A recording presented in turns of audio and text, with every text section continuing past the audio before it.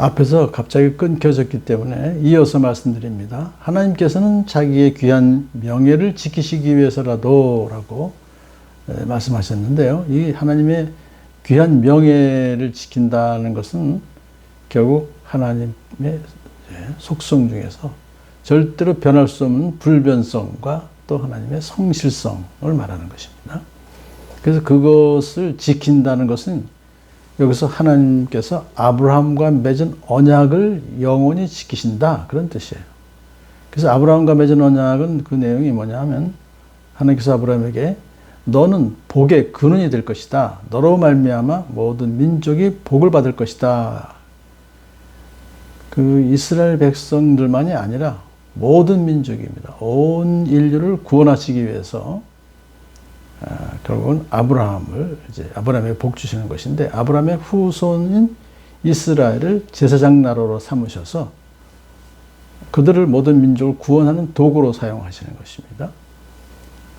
그래서 하나님의 그 뜻을 이루기 위해서는 하나님은 당신의 백성들을, 이스라엘 백성들을 버릴 수가 없어요. 그걸 뜻하는 것이죠. 그래서 결국 이스라엘 백성에 대한 하나님의 선택은 결코 취소되지 않을 것이다 하는 뜻입니다. 그러나 그렇다고 해서 이스라엘 백성 모두가 한 사람도 빠짐없이 구원받는다는 뜻은 아니에요.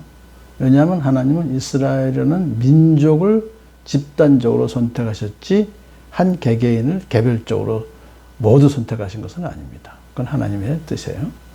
그래서 이제 이스라엘 사람들이라도 각자의 신앙 여부에 따라서 구원받든지 아니면 구원받지 못하든지, 하지만 민족은 비록 징계는 받지만 결코 영원히 멸망당함이 없이 계속 남는다.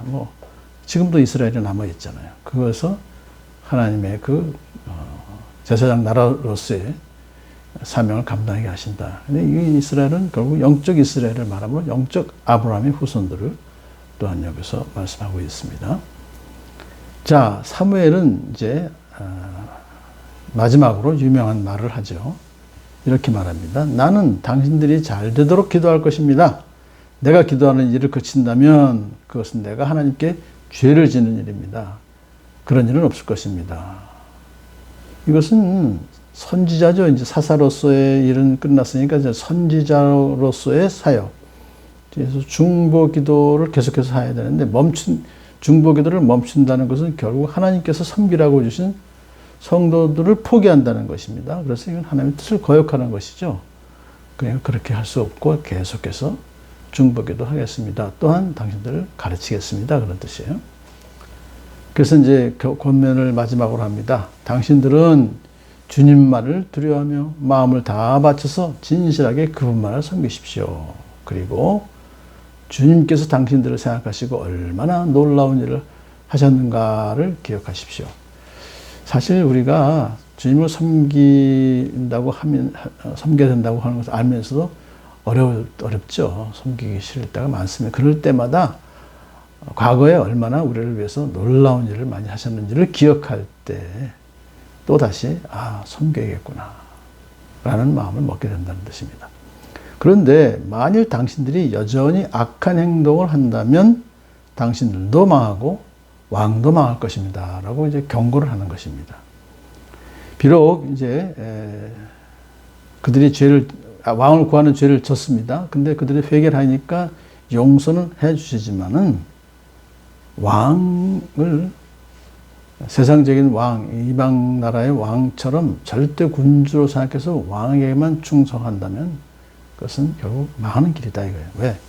하나님께서 그를 세우셨기 때문에 하나님만을 두려워하고 마음을 가져야 되지. 그리고 하나님만을 진심으로 섬기면서 세상적인 왕에 또 같이 함께 협력하는 것이죠. 이게 우리가 이 세상 살아갈 때 결국은 이 세상의 지금 지도자들이나 권력자들이나 그들도 결국은 하나님께서 세우신 것이기 때문에 세우신 하나님을 더 섬기며 두려워하는 마음으로 진실하게 섬길 때 하나님께서 우리에게 계속적인 그런 은혜를 베풀어 주십니다. 이것을 약속해 주셨기 때문에 오늘 본문에서 꼭 주님만을 두려워하며 마음을 다 바쳐서 진실되게 주님만을 섬기는 자세로 살아가는 저와 여러분 되기를 소원합니다.